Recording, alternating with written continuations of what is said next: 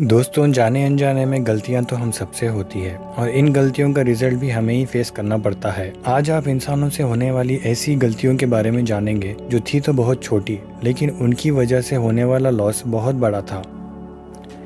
तो आइए शुरू करते हैं। नंबर 5, स्कॉटलैंड के शहर एबरडीन के कोस्ट से 200 किलोमीटर दूर गहरे समंदर में पाइपर अल्फा के नाम से एक ऑयल रिग बनाई गई। 1976 में इस ऑयल रिग ने पहली बार ऑयल एक्सट्रैक्ट करने का काम शुरू किया।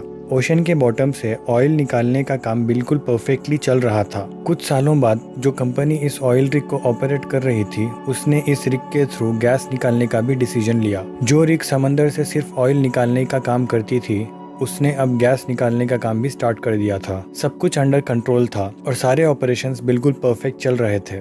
लेकिन फिर एक ऐसा इंसिडेंट हुआ जिसने पूरी दुनिया में हेडलाइंस बना दी। जी हाँ, 6 जुलाई 1988 को गैस के एक वाल्व में एक प्रॉब्लम आई तो सुपरवाइजर ने गैस पंप ऑफ करवा दिया। गैस वाल्व को मेंटेनेंस के लिए निकालकर उसकी जगह एक मेटल प्लेट लगा दी ताकि गैस ना निकल सके। सुपरवाइजर ने सबको इंस्ट्रक्शंस दी कि कोई भी गैस पंप को स्टार्ट ना करे। लेकिन जब अगली शिफ्ट शुरू हुई तो किसी ने भी वार्निंग इंस्ट्रक्शंस नहीं पढ़ा और गैस पंप को स्टार्ट कर दिया। गैस वाल्व की जगह लगाई गई मेटल प्लेट इतनी ड्यूरेबल नहीं थी कि वो गैस का प्रेशर होल्ड कर सके और वो एक पल में ही फट गई। फिर वही हुआ जो किसी ने भी नहीं सोचा था। एक जोरदार एक्सप्लोजन हुआ और पूरी रिग में आग लग गई। ऑयल की वजह से आग बेकाबू हो गई और रिग में फंसे 167 वर्कर्स की जान चली गई। एक छोटी सी गलती की वजह से कंपनी को $2 बिलियन का लॉस उठाना पड़ा। नंबर 4, 2017 में रिलीज होने वाली जस्टिस लीग मूवी में व्यूअर्स ने एक वियर्ड चीज नोटिस की। हेनरी कैविल जो इस मूवी में सुपरमैन का रोल कर रहे थे, कुछ सीन्स में उनके होठों पर CGI यानी कंप्यूटर जेनरेटेड इमेजरी किया गया। CGI उनके चेहरे को खराब कर रहा था और ये बात सुपरमैन के चाहने वालों को बिल्कुल भी पसंद नहीं आई। ऑडियंस ये सोचने लगी कि कुछ सीन्स में सुपरमैन की शक्ल ठीक और कुछ सीन्स में खराब क्यों है। ये पता चला कि जस्टिस लीग की शूट खत्म होने के बाद जब मूवी की एडिटिंग पे काम चल रहा था तो डायरेक्टर को हेनरी कैविल यानी सुपरमैन के कुछ सीन्स अच्छे नहीं लगे और वो सीन्स अब दोबारा शूट करने की जरूरत थी। लेकिन प्रॉब्लम ये थी कि अब हेनरी कैविल मिशन इम्पॉसिबल 6 की शूटिंग कर रहे थे और वहाँ उनके रोल के अकॉर्डिंग उन्होंने मूछें रखी हुई थी। जस्टिस लीग के कुछ शॉट्स के लिए हेनरी को दोबारा क्लीन शेव करना था, जिसकी परमिशन मिशन इम्पॉसिबल 6 के प्रोड्यूसर ने नहीं दी। तो हेनरी को हल्की सी बियर्ड और मूछों के साथ ही जस्टिस लीग के शॉट्स रीशूट करने पड़े और अब एडिटर का काम था कि CGI के थ्रू हेनरी की क्लीन शेव करे। एडिटर ने पूरी कोशिश की, लेकिन जो रिजल्ट सामने आया उसमें हेनरी का फेस काफी डिफरेंट लगने लगा और मूवी की रीशूट और एडिटिंग पर एक्स्ट्रा $25 मिलियन का खर्चा हुआ और साथ ही मूवी की लो रेटिंग की वजह से जो लॉस हुआ वो इससे भी काफी ज्यादा था। Number 3, B-2 bomber aircraft America का हैवी स्ट्रेटेजिक बॉम्बर एयरक्राफ्ट है। 23 फरवरी 2008 के दिन माइक्रोनेशिया के एडरसन एयरफोर्स बेस गुआम में B-2 एयरक्राफ्ट टेक ऑफ तो हुआ, लेकिन चंद फीट के एल्टीट्यूड के बाद ही वो क्रैश हो गया। 5100 आवर्स परफेक्टली फ्लाई करने वाला ये एयरक्राफ्ट एक ही पल में कचरे का ढेर बना तो किसी को भी यकीन नहीं हुआ। इन्वेस्टिगेशन में ये बात पता चली कि एयर डेटा सेंसर में हेवी रेन्स की वजह से मॉइस्चर फॉर्म हो गया, जिसकी वजह से टेक ऑफ के बाद सेंसर्स कंट्रोल कंप्यूटर को सिग्नल नहीं दे सका।